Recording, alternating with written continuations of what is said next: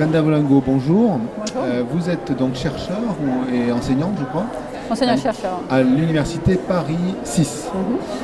Notre propos va tourner autour de l'éthique et du learning analytics. Bien entendu, donc, cette matière tend à se développer avec les plateformes informatiques d'apprentissage donc, qui génèrent beaucoup de données.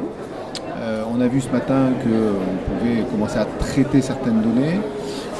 L'enjeu d'une analyse un peu moins techno quelque chose, pour vous, est-ce que c'est important de mettre un peu d'éthique et de réflexion sur ce qu'on peut faire de ces données-là? Oui, en effet. Et le discours qu'on essaie de tenir dans un projet de recherche qui s'appelle Obel, qui était aussi présenté ce matin, est d'avoir une vision holistique et que les analyses, autant que les données, doivent avoir un regard éthique. On a une commission, par exemple, dans les projets éthiques qui ne va pas seulement porter un avis sur les données, mais sur les analyses. Donc, le point de vue de comment on fait l'analyse, mais aussi à quoi va servir l'analyse. Donc, il a ces différentes dimensions. Et aussi, en tant qu'informaticien, c'est aussi, du point de vue éthique, expliquer comment fonctionne un algorithme, les rendre transparents pour que, du point de vue éthique, l'utilisateur final, s'il arrive à comprendre, c'est déjà une difficulté, et puisse savoir qu'est-ce qu'il y a derrière cet algorithme, comment les calculs sont faits et pourquoi il prend telle ou telle décision. Donc c'est rendre d'un point de vue éthique transparent l'analyse, mais aussi expliquer à quoi il va servir, quel type de décision, quel type d'intervention on va faire avec les types d'analyse. Donc nous, on essaye de militer pour cette transparence. Dans les projets, on met une plateforme qui partage de façon ouverte les analyses, les processus d'analyse, les algorithmes et aussi à quoi sert l'analyse, pourquoi on a fait l'analyse, de façon à montrer très transparent du pré-traitement de données jusqu'à la fin l'usage de ce type d'analyse.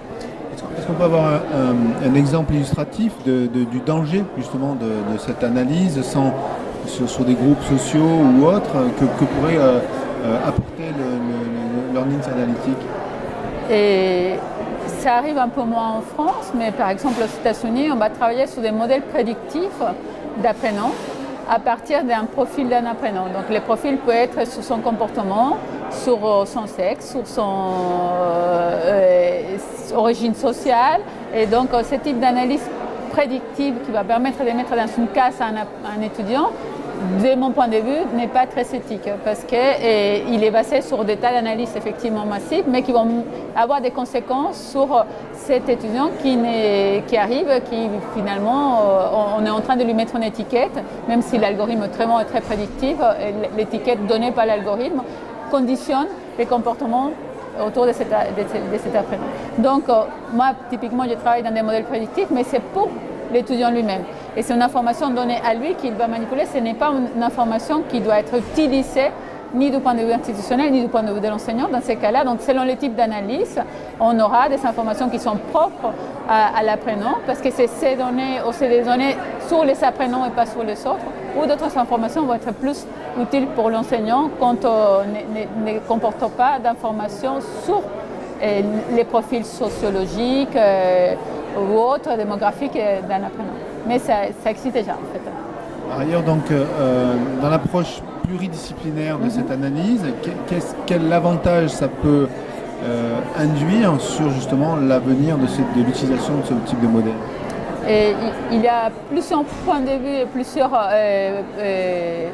questions intéressantes. Du point de vue informatique et algorithmique, c'est justement comment les rendre transparents et les plus...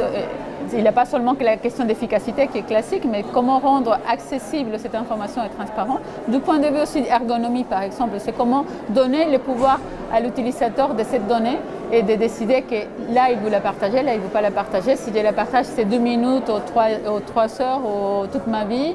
Donc, comment naturellement cet étudiant, cet utilisateur va partager cette donnée. Et pour quelle analyse justement? Parce qu'un utilisateur peut être d'accord de la partager pour un certain type d'analyse, pas un autre. Du point de vue sociologique, c'est comment nous, en tant que société, ça va être intéressant, comment on partage les données, à quel usage. Du point de vue sciences de l'éducation, c'est comment on fait faire fonctionner ces analyses en classe et pourquoi.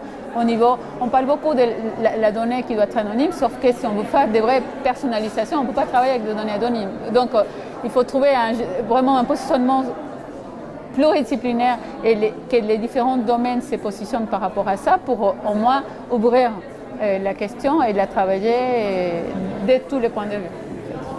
Est-ce que vous confrontez des analyses informatiques ou logarithmiques à une analyse sur le terrain avec les apprenants eux-mêmes ou l'enseignant lui-même?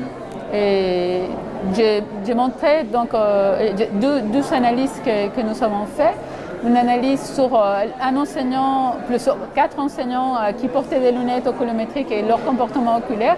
Et effectivement, l'idée c'est qu'il a un souci de recherche pour travailler, pour comprendre le comportement, mais c'est aussi un souci applicatif pour donner des outils à l'utilisateur final, l'enseignant, pour que lui puisse comprendre son regard et son comportement visuel. Donc nous, on fait des efforts en tant que scientifiques de ne pas seulement travailler sur la partie modèle, mais donner des outils à l'utilisateur final pour qu'il comprenne les modèles qu'on a mis en place. Donc là, c'est la visualisation du parcours. Donc on l'a donné aux enseignants pour revoir si, une fois qu'ils ont fait ça, ils arrivent à avoir conscience de leur stratégie oculaire quand ils travaillent sur la classe. Et typiquement, dans ces cas-là, c'était pour des enseignants experts qui sont en train de se former et qui peuvent voir que finalement, ils n'arrivent pas à très bien gérer toute la classe parce qu'ils regardent seulement un groupe, etc. Donc nous, oui, on est vraiment à chaque fois dans la visualisation pour donner accès aux analyses qu'on est en train de faire. Pour rester positif, donc on voit bien que le Learning Analytics a des champs de possibles dans le futur qui sont assez importants, dans plein de choses.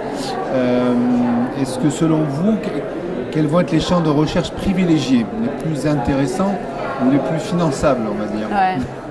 Voilà, les plus intéressants, ce n'est pas nécessairement les plus finançables.